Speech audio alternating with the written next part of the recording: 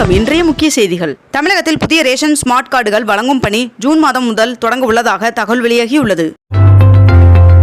22 carrot ஆபண தங்கத்தின் விலை சவரனுக்கு ஒரே நாளில் 920 ரூபாய் குறைந்து ஒரு சவரன் 53,080 ரூபாய்க்கு விற்பனையாகிறது. அதேபோல் 1 கிராம் வெள்ளியின் விலை 86 ரூபாய் 50 பைசாவாகவும் விற்பனை செய்யப்பட்டு வருகிறது. ஏற்காடு பேருந்து விபத்தில் உயிரிழந்தவர்களின் குடும்பத்தினருக்கு முதலமைச்சர் மு.க.ஸ்டாலின் அவர்கள் இரங்கல் தெரிவித்துள்ளார். மேலும் உயிரிழந்தவர்களுக்கு நிவாரண உதவிகள் வழங்கப்படும் என்றும் தெரிவிக்கப்பட்டுள்ளது.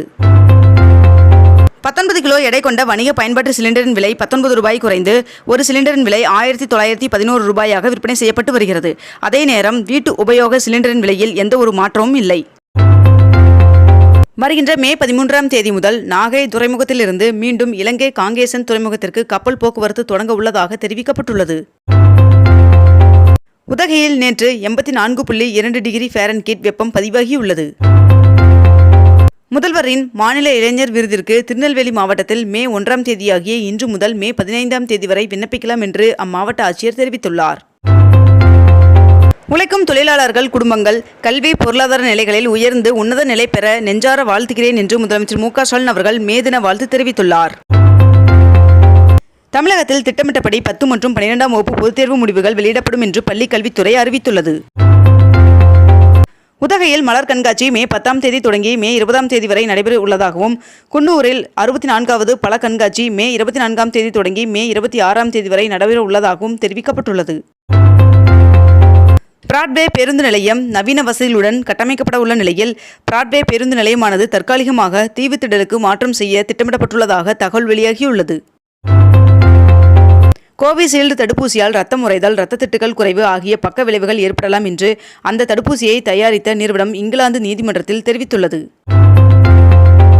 இன்று உழைப்பாளர்கள் தினத்தை முன்னிட்டு அதிமுக பொதுச் செயலாளர் எடப்பாடி பழனிசாமி அவர்கள் வாழ்த்துக்கள் தெரிவித்துள்ளார்.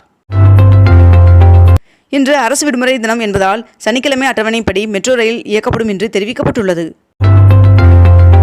ஐசிஐசிஐ வங்கி சேமிப்பு கணக்கு குறித்த சேவை கணக்கு விதிகளை மாற்றியுள்ள நிலையில் டெபிட் கார்டுக்கு வாடிக்கையாளர்கள் ஆண்டு கட்டணமாக நகர்ப்புறங்களில் 200 ரூபாயும் கிராமப்புறங்களில் 99 ரூபாயும் செலுத்த வேண்டும் என்று தெரிவிக்கப்பட்டுள்ளது. இன்று கன்னியாகுமரி மற்றும் திருநெல்வேலி மாவட்டங்களில் ஒரு சில இடங்களில் லேசான மழை பெய்ய வாய்ப்புள்ளதாக வானிலை மையம் தெரிவித்துள்ளது.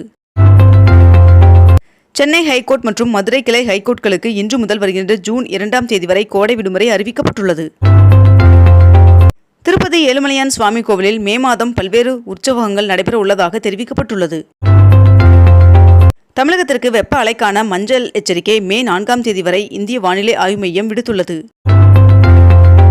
பிஇ, பிடெக் ஆகிய பொறியியல் படிப்பிற்கான விண்ணப்ப பதிவு வருகின்ற மே முதல் வாரத்தில் தொடங்க உள்ளதாக தெரிவிக்கப்பட்டுள்ளது.